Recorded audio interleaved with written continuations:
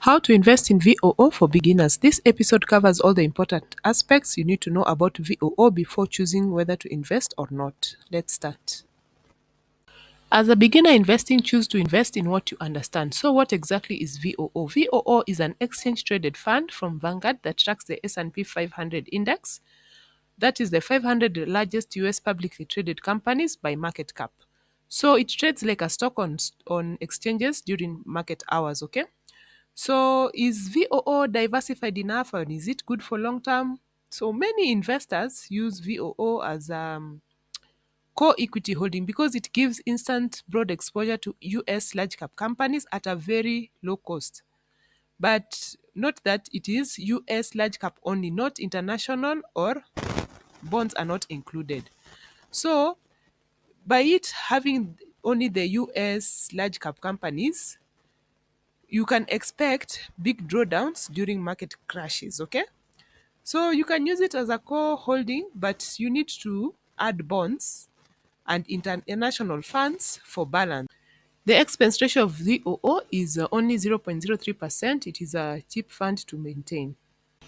You may easily mix up VOO and VTI. So I want to highlight 4 points at least to bring clarity so that you know what is the difference between VOO and VTI. One, you have to check what they track and the coverage.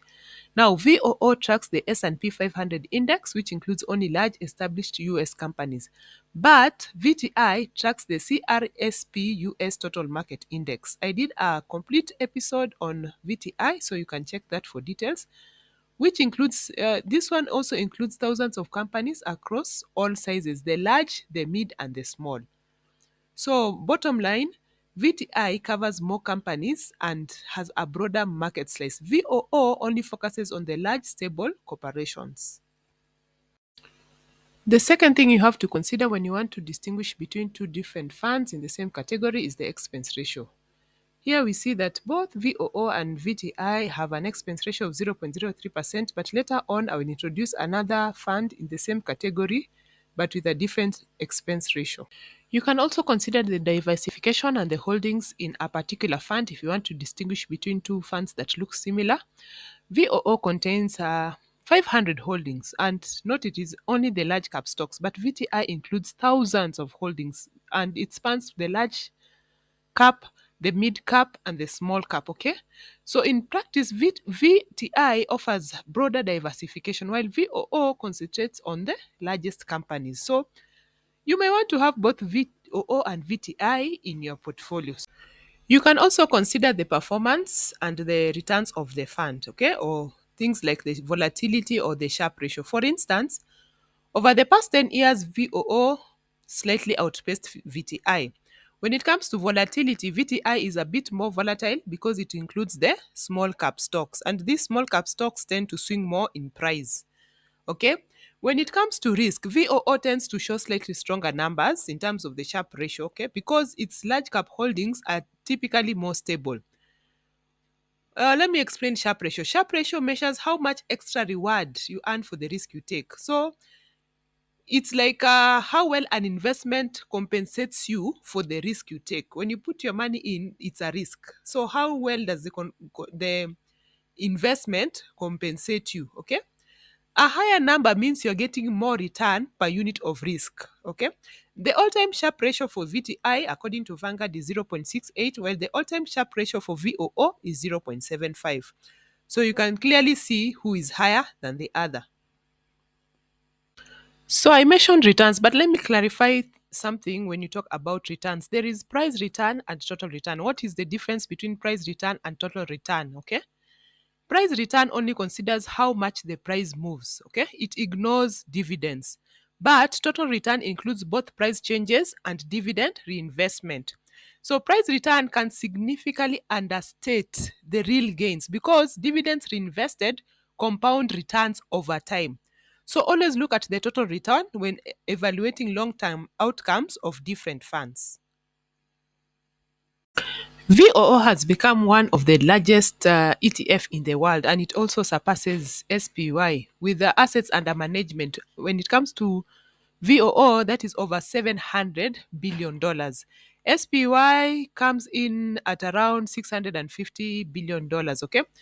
So, what's the importance of the large size? The large size means it has high liquidity, it has low trading cost, and investors have confidence in it because it's unlikely to shut down because of the large asset under management. But what does VOO hold? Okay, let's look at the holdings according to the screen. As you see that Tesla is 1.61%, you have Broadcom at 2.57%, you have Microsoft at 7.38%, Apple at 5.77%, NVDA at 8.07%, and the rest. What is Vanguard VOO YTD return? It is 9.38%. But what do we mean when we say YTD return, and what is the importance of checking the YTD return? First, YTD return is how much the investment has gained or lost from January 1st of the current year up to date. Okay. It gives a quick snapshot of recent performance. So it helps you see if a fund like VOO has been going up, down, or staying flat so far this year. Okay. Now, if you see that the YTD is positive 15%, okay, and greater, it means that the market has been strong throughout the year, okay.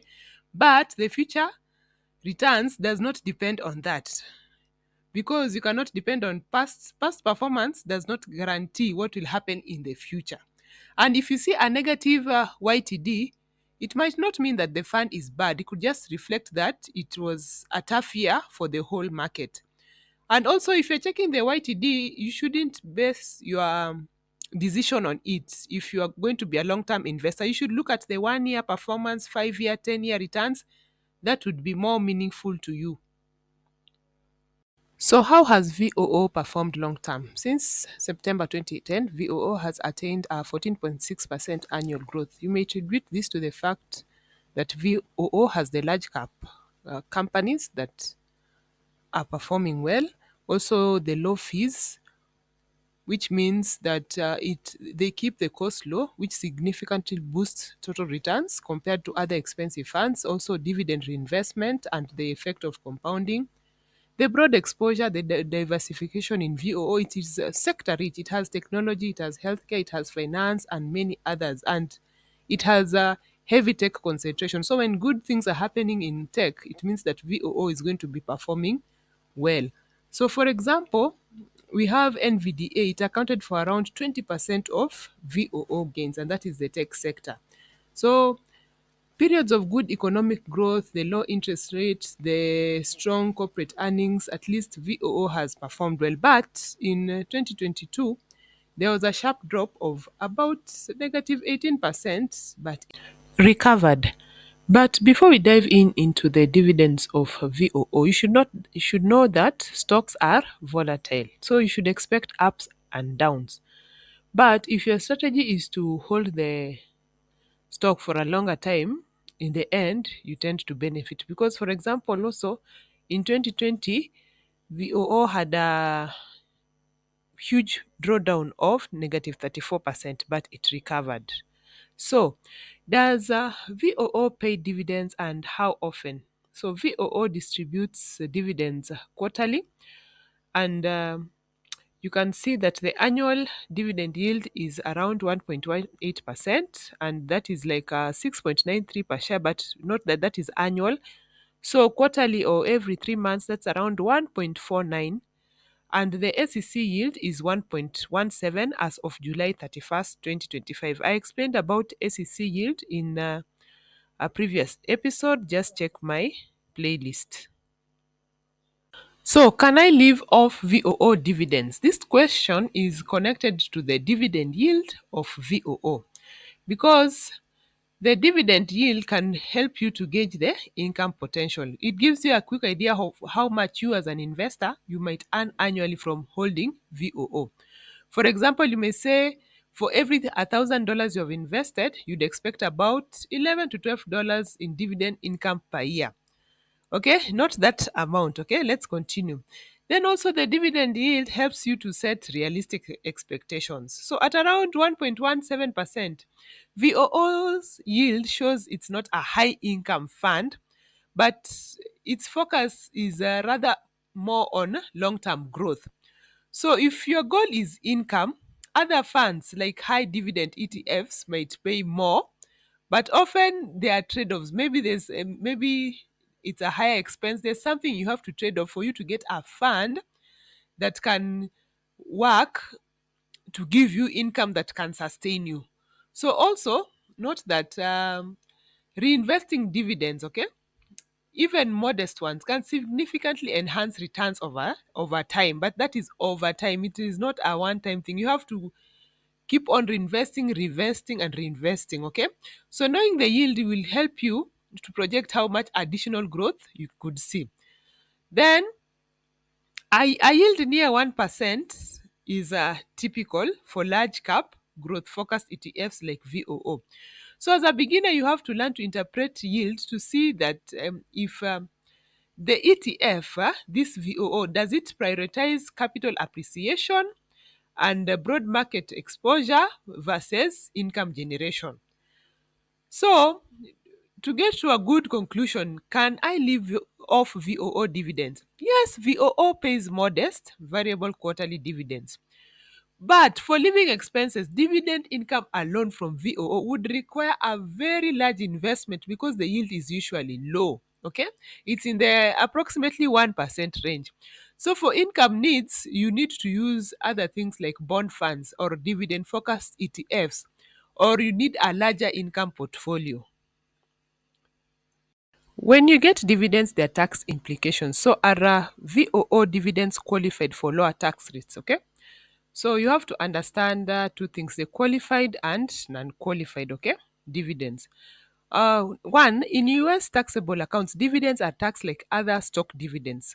Okay, note that some may be qualified and taxed at a lower long-term capital gain rates. Okay, and some may be in the other group, the non-qualified or ordinary. But what is the difference between qualified dividends and ordinary dividends, or qualified dividends and non-qualified dividends? Okay, qualified dividends, which VOO typically pays, okay, benefit from lower tax rates like 0%, 15%, or 20%, and it depends on your taxable income and filing status. For example, in 2025, single filers with taxable income up to $48,350 pay 0% on qualified dividends. Okay. Then between $48,351 up to around $533,400 at 15%. Then above $533,400, like 20%. So these brackets vary slightly by according to your filing status. But the ordinary or non-qualified dividends are taxed at your regular income tax rate, which can be as high as 37%.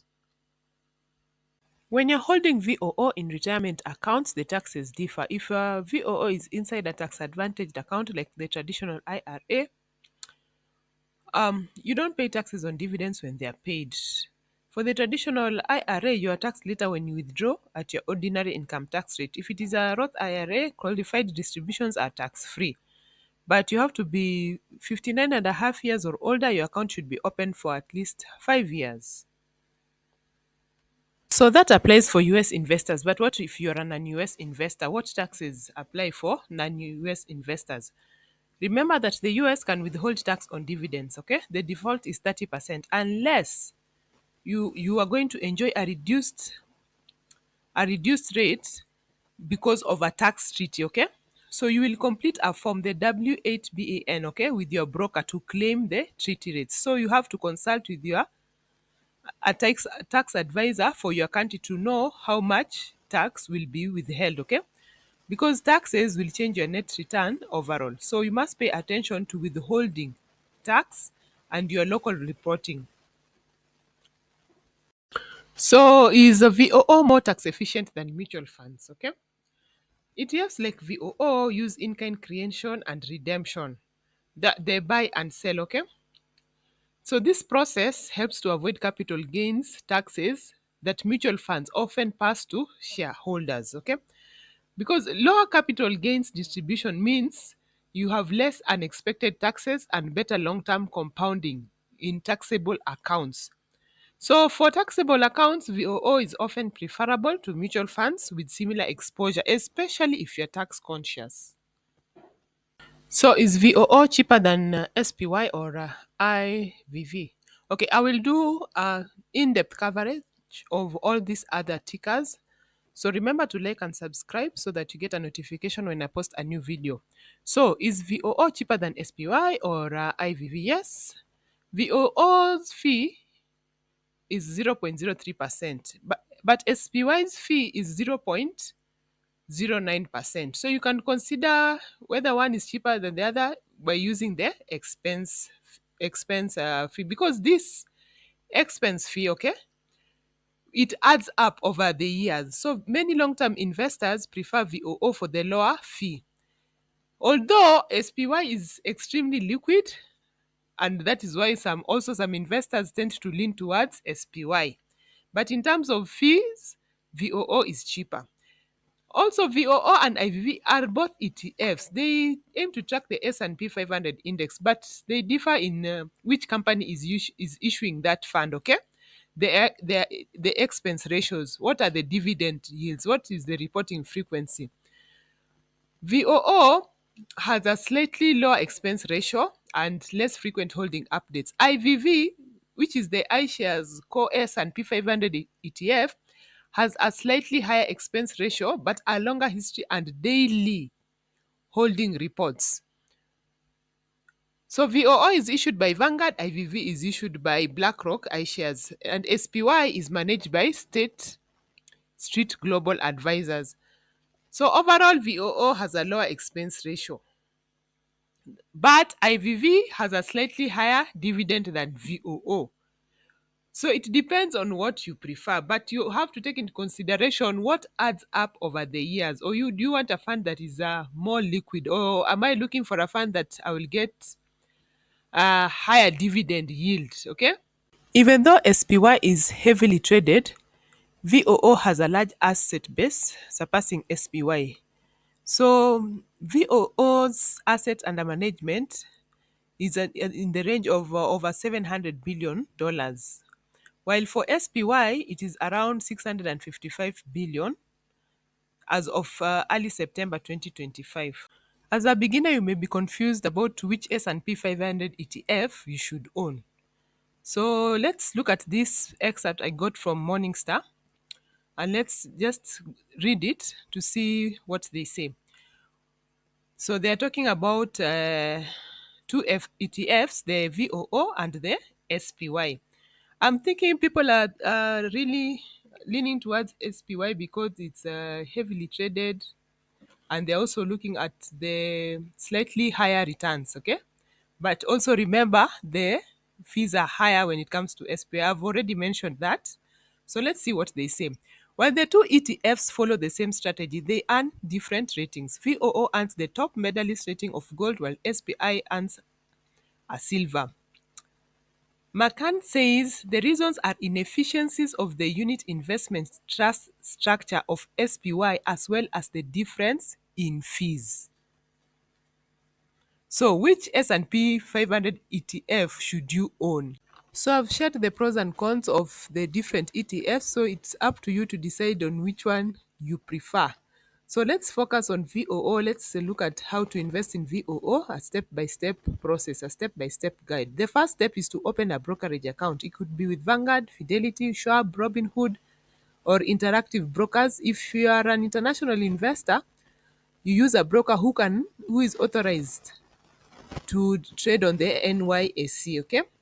Then also you remember about the different accounts that you can use. So if you're wondering if you can hold VOO in an IRA, 401k, the 5 to 9, VOO can be held in most account types that allow ETFs, okay? How much money should I invest in VOO? As a beginner, you have to remember the dividends are paid by per share, okay? So the amount of return you are targeting should guide you on how much money you can invest in VOO. So the second step is just fund your account with how much money you are willing to put. Also remember that investments are a risk. But now we've covered So many things to help you make a good decision that aligns with your financial plans. There are many ticker symbols, so on your broker screen, you have to search for the ticker symbol VOO, the product you want to invest in.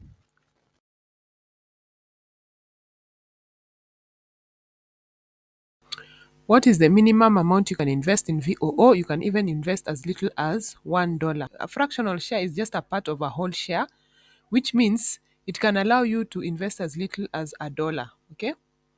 Now, the next thing is to decide on the order type or that you want to place. If you want to place a market order, it means you want to buy at the current price. But as a beginner, you can go for the limit order.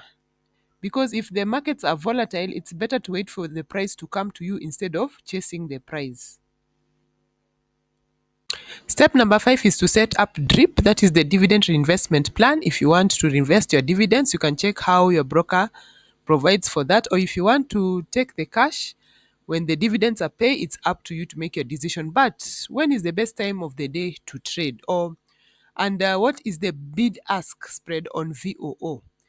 Now, VOO is extremely liquid and the bid ask spread is around $0.06 or 0.101% of the share price.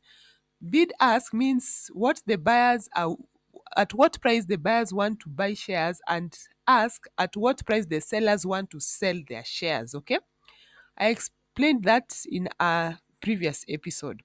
Now, for VOO, it, because it's extremely liquid and the bid ask spread is low, that means the trading costs are low. But now, to avoid that early volatility, it's good to trade during the midday hours. Good thing about VOO is that you can invest no matter where you are in the world as long as you have a broker authorized to trade on the NYSE. So check if your country has a tax treaty. Remember, we covered the withholding tax for non-US investors. So you have to check that to enjoy a better rate. Then your broker will also give you a form to fill so that you can get the correct tax rate. Now, some countries have a limit on the amount of money they can send abroad, so that you also have to check locally, is there any limit on the amount of money I can send abroad to invest? And also, when you want to invest, you have to factor in any currency conversion costs. So what is the exchange between your currency and the dollar, because you're going to invest in dollars? What if you want to do dollar cost averaging while investing in VOO? So should I do dollar cost average into VOO or invest a lump sum?